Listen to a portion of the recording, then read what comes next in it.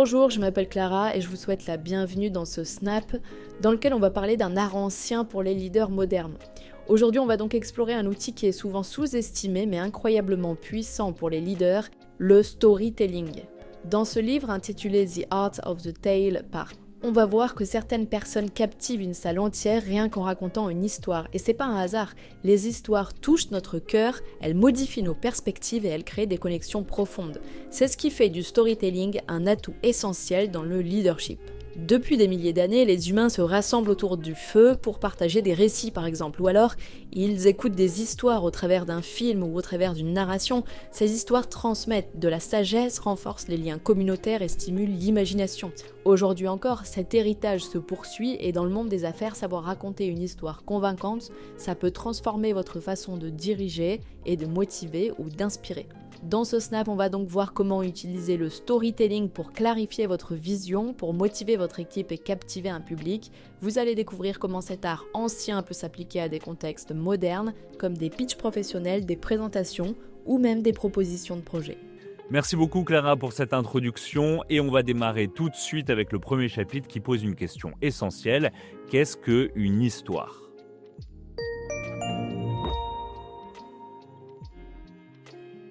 Dans l'introduction, on a donc vu à quel point le storytelling était un outil puissant pour inspirer et connecter, et maintenant on va voir qu'est-ce qu'une histoire. Qu'est-ce que tu peux nous en dire, Paul ? D'après l'auteur Stephen James, et contrairement à ce qu'on pourrait penser, vous n'avez pas besoin d'être un romancier ou d'un scénariste pour devenir un grand storyteller. Si vous êtes humain, vous racontez déjà des histoires. Chaque fois que vous partagez une anecdote amusante, que vous vous rappelez d'un souvenir d'enfance ou que vous analysez un match avec des amis, vous utilisez le storytelling. Mais pour que ça fonctionne vraiment, que ce soit pour captiver une audience ou marquer les esprits, une histoire doit contenir des éléments clés. Prenons un exemple simple. Mathieu se lève, il mange des spaghettis et va se coucher. Techniquement, c'est une histoire, mais elle n'est pas très captivante. Pourquoi ? Parce qu'elle manque d'éléments essentiels. Elle manque d'un personnage, elle manque d'un contexte, d'une quête, elle manque d'un obstacle et d'une résolution. Personnage, contexte, quête, obstacle et résolution. Ok, mais quel rôle ces éléments jouent dans l'histoire ? Le personnage est au cœur de votre récit. Qu'il s'agisse d'un client, d'un collaborateur ou d'une marque, c'est à travers ce personnage que votre audience se connecte. Ensuite vient le contexte. Où et quand votre histoire se déroule-t-elle ? Ce cadre est crucial pour ancrer votre audience dans le récit. Après ça, il faut une quête. Votre personnage veut quelque chose, mais il ne peut pas l'obtenir facilement. Et c'est là qu'intervient l'obstacle, un conflit ou une lutte qui rend l'histoire intéressante. Enfin, il y a le pivot et la résolution. Le pivot introduit un élément inattendu qui maintient l'attention et offre un moment de surprise. Et la résolution, elle, apporte une conclusion significative, laissant une impression durable. Sans ces éléments, une histoire, même très bien racontée, risque de tomber à plat. Donc pour résumer, une histoire efficace a besoin de personnages, d'un contexte, d'une quête, d'un obstacle et d'une résolution qui est marquante à la fin. Qu'est-ce qu'on va voir dans le prochain chapitre, Paul ? On va voir comment poser les bonnes questions pour identifier les éléments essentiels d'une histoire et la rendre encore plus percutante. Dans le chapitre précédent, on a donc découvert les éléments essentiels qui composent une bonne histoire et dans ce chapitre 2, l'auteur va nous parler du fait de poser les bonnes questions à notre audience. C'est ça Clara, et quand on partage une histoire, l'objectif c'est pas juste d'informer, mais c'est plutôt d'inspirer. Pourtant, beaucoup de gens commencent leur présentation en se demandant comment est-ce que je pourrais expliquer cela ou comment clarifier cette idée. Et même si ces questions sont pratiques, elles suffisent pas à éveiller la curiosité ou à transformer une audience. Au lieu de bombarder votre public d'informations, une bonne histoire l'invite à réfléchir et à ressentir. Elle fait appel non seulement à son esprit, mais à son cœur.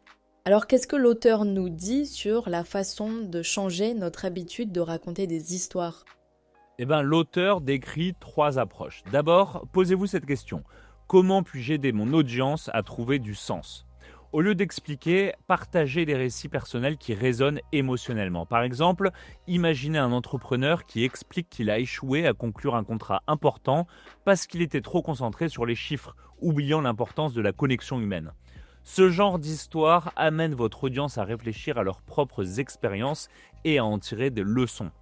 Ensuite, demandez-vous comment mon histoire peut-elle inspirer mes auditeurs à explorer leur propre récit.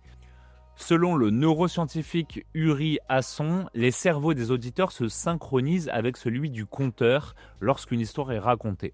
En partageant des exemples concrets ou des défis que vous avez surmontés, vous donnez à votre audience l'opportunité de relier vos expériences aux leurs.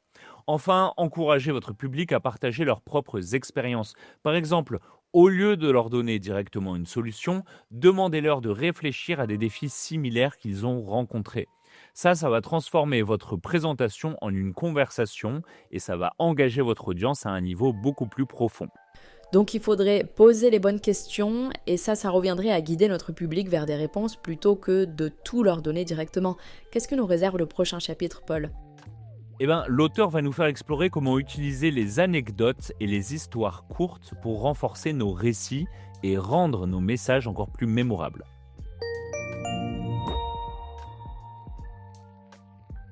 Dans le chapitre 3, qui s'appelle « Utiliser des histoires et des anecdotes », l'auteur va nous montrer une autre manière de captiver notre audience.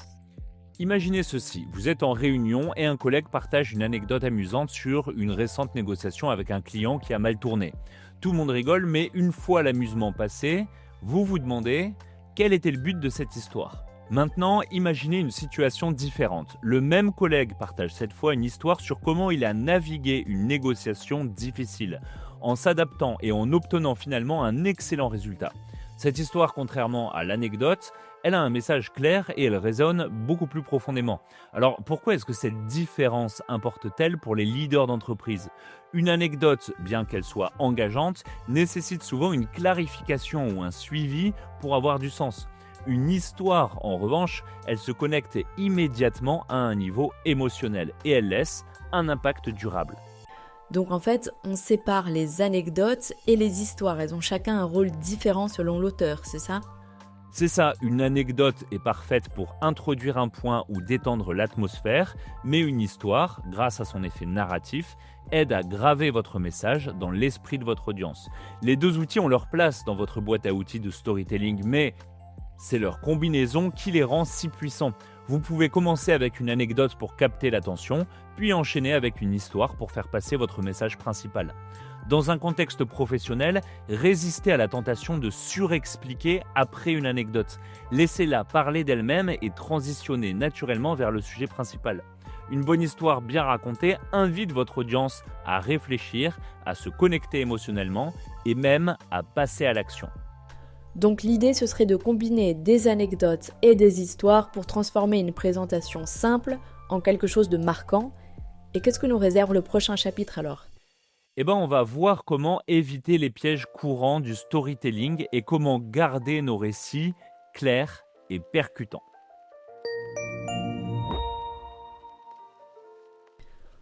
On arrive donc au chapitre 4 qui s'appelle « Éviter les pièges courants ». Je te laisse la parole, Paul.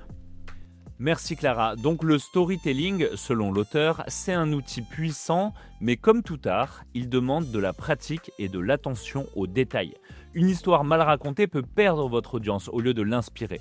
Voilà donc 6 erreurs courantes à éviter absolument. La première erreur, c'est qu'il ne faut pas plagier et qu'il ne faut pas déformer la vérité. L'authenticité est cruciale. Votre vie est déjà remplie de riches expériences, alors puisez dans vos histoires. Résistez à la tentation d'exagérer pour impressionner. Les audiences connectent davantage avec la vulnérabilité qu'avec une façade qui est trop parfaite. Soyez naturel. Deuxièmement, ne négligez pas vos préparations. Raconter une bonne histoire ne s'improvise pas. Regardez des exemples comme Martin Luther King ou Robin Williams. Leurs histoires captivaient leur public grâce à un choix de mots judicieux, un excellent timing et un langage corporel précis. Donc, préparez votre histoire. Troisièmement, ne vous présentez pas comme une victime. C'est tentant de raconter des épreuves pour générer de la sympathie, mais vos auditeurs veulent savoir comment vous avez appris de vos erreurs et surmonté vos défis, pas juste comment vous avez perdu. Ils ne veulent pas entendre vos plaintes, ils veulent entendre une leçon de vie. Ensuite, quatrièmement, il faut rester maître de l'histoire, même face à des sujets difficiles. Les audiences apprécient la vulnérabilité, mais elles n'apprécient pas le désespoir. Votre authenticité et votre contrôle inspireront beaucoup plus que s'apitoyer. En numéro 5, l'auteur nous parle de faire attention à la longueur. Une histoire concise a beaucoup plus d'impact qu'une histoire qui s'éternise. Les audiences ont une capacité d'attention qui est limitée, alors allez à l'essentiel. Et enfin, le 6e point que l'auteur évoque, c'est éviter d'être prévisible. Une tournure inattendue ou une fin surprenante, ça captera l'attention du public bien plus efficacement qu'une histoire qui est trop linéaire. Faites confiance à votre capacité à éveiller la curiosité de votre audience. En évitant ces 6 pièges, vous serez bien positionné pour partager des récits qui non seulement captivent, mais inspirent aussi à agir. Donc pour résumer, il ne faut pas plagier, il faut préparer son histoire en amont. Il ne faut pas se présenter comme une victime et il faut rester maître de cette histoire. Il faut faire attention à la longueur à cause de la capacité d'attention des gens et il faut éviter d'être prévisible. Exactement Clara, et dans le prochain chapitre, l'auteur va nous expliquer comment utiliser l'humour de manière stratégique pour rendre nos récits encore plus engageants.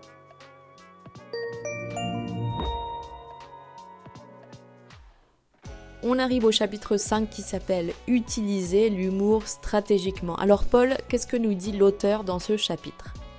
L'auteur Stephen James nous dit que l'humour, quand il est bien utilisé, il peut transformer une histoire banale en une expérience mémorable. Mais c'est aussi intimidant parce que si personne ne rit ou si on dépasse nous-mêmes les limites, ça pourrait être catastrophique. Heureusement, il existe 5 stratégies simples pour intégrer de l'humour de manière efficace et professionnelle. Parfait, on t'écoute. Alors, la première stratégie, c'est d'offrir une perspective originale. Par exemple, si vous parlez d'un sujet comme le changement climatique, au lieu de choquer avec des faits alarmants, vous pouvez utiliser une anecdote humoristique ou une caricature légère pour capter l'attention de votre public. Identifiez ce que votre audience croit déjà être vrai, puis offrez une perspective inattendue. Deuxièmement, exagérer pour l'effet comique. L'hyperbole, c'est un allié de l'humour. Imaginez dire à votre audience qu'un voisin d'enfance, Monsieur Smith, avait 1000 ans mais qu'il peignait encore des maisons à la perfection. Votre audience sait que c'est pas littéralement vrai, mais elle se connectera à la sensation que vous décrirez de vieillesse. Troisièmement, riez de vous-même, ayez de l'autodérision. C'est l'humour le plus sûr. Partagez vos propres maladresses ou moments embarrassants, ça crée une connexion immédiate avec votre audience. Par exemple, racontez comment vous avez raté une présentation importante parce que vous étiez trop confiant, ça peut faire sourire tout en partageant une leçon précieuse à votre auditoire. Ah oui, et puis ça va aussi aider à humaniser le présentateur. Exactement, et ensuite la 4e stratégie, ça va être de connaître votre audience. Le type d'humour que vous allez utiliser doit être adapté au contexte culturel, professionnel ou linguistique de votre audience. Par exemple, un jeu de mots pourrait ne pas fonctionner avec une audience internationale, mais une anecdote sur une expérience universelle, comme trébucher devant une foule, ça aura plus de chances de faire mouche. Enfin, le 5e point, c'est faites confiance à votre audience pour saisir la blague. Si une blague tombe à plat, ne vous attardez pas dessus et ne vous justifiez surtout pas. Passez à autre chose avec fluidité. L'humour doit enrichir votre storytelling et pas détourner l'attention. Donc pour résumer, l'humour bien dosé peut transformer une présentation en un moment qui est inoubliable. Qu'est-ce que nous réserve le prochain chapitre ? L'auteur va nous parler de comment construire des présentations centrées sur des récits pour laisser une impression durable.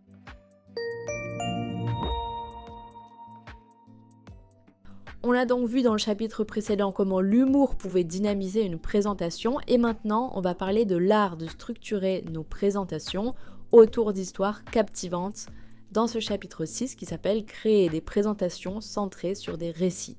Exactement Clara, et pour exceller dans l'art du storytelling, il faut intégrer des principes clés dans nos présentations. Voilà un guide pratique pour structurer une présentation basée sur des récits. La première étape, c'est qu'il faut captiver l'attention dès le début. Commencez par un fait surprenant ou une question intrigante. Par exemple, dites « Saviez-vous que 90% des startups échouent à cause d'une erreur trop souvent ignorée ?» Votre audience sera immédiatement curieuse de connaître cette erreur et prête à vous écouter. La deuxième étape, c'est d'ajouter une touche d'humour. Une fois l'attention captivée, créer une connexion en détendant l'atmosphère. Et ça peut simplement être une petite touche d'humour léger pour favoriser une ambiance qui est détendue. La troisième étape, c'est d'anticiper les objections. Avant de plonger dans votre histoire, essayez de prévoir les doutes ou les questions que votre audience pourrait avoir. En clarifiant ça dès le départ, vous aurez des réponses à leurs questions avant même qu'ils ne se les posent, et du coup, votre message principal passera bien mieux. La quatrième étape, selon l'auteur, c'est d'être franc et direct. Racontez votre histoire simplement, sans trop l'expliquer. L'authenticité est cruciale. Par exemple, partagez un moment où vous avez dû prendre une décision difficile, comme abandonner un produit auquel vous croyiez parce qu'il n'était plus du tout adapté au marché. Ce genre d'histoire montre votre vulnérabilité et votre sagesse. La cinquième étape, c'est d'évoquer de l'émotion. Une histoire qui touche à des émotions, comme la frustration, la joie ou l'empathie. Ça va laisser une impression qui est durable. Par exemple, parler d'un fondateur de start-up passionné qui a surmonté des obstacles incroyables pour réaliser son rêve. La sixième étape, c'est de terminer par un appel à l'action. Concluez en invitant votre audience à agir, par exemple en disant « Maintenant que vous comprenez l'importance du storytelling, utilisez-le dans votre prochain pitch et voyez l'impact que cela peut avoir ». Avec ces étapes, vos présentations iront au-delà de l'information et motiveront réellement votre audience. Très bel exemple, Paul. Et avec ces conseils, est-ce qu'on a maintenant une structure claire pour captiver et inspirer ? Qu'est-ce que nous réserve la conclusion ? Dans la conclusion, on va récapituler les leçons clés de ce snap et réfléchir à la manière dont le storytelling peut transformer notre leadership. À tout de suite.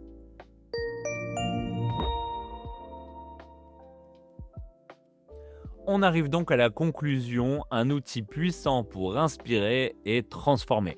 Dans ce snap consacré à The Art of the Tale de Stephen James et Tom Morrissey, nous avons découvert comment le storytelling peut être un outil incroyablement puissant pour les leaders d'entreprise. C'est pas simplement une manière de partager des informations, mais c'est une méthode pour établir des connexions profondes, inspirer et inciter à l'action. Grâce à l'utilisation stratégique de l'humour, au partage d'expériences honnêtes et à l'évocation des émotions, un leader peut captiver son audience, mieux encore en concluant avec un appel clair à l'action. Une présentation peut se transformer en une expérience mémorable et marquante. Ces principes ne s'arrêtent pas aux présentations professionnelles, ils peuvent aussi s'appliquer dans des conversations quotidiennes pour renforcer vos compétences en communication et en leadership. Merci à tous de nous avoir suivis pour ce snap. On espère que vous avez apprécié et appris des choses utiles aujourd'hui. Pensez à nous laisser un avis. À très bientôt dans un prochain snap.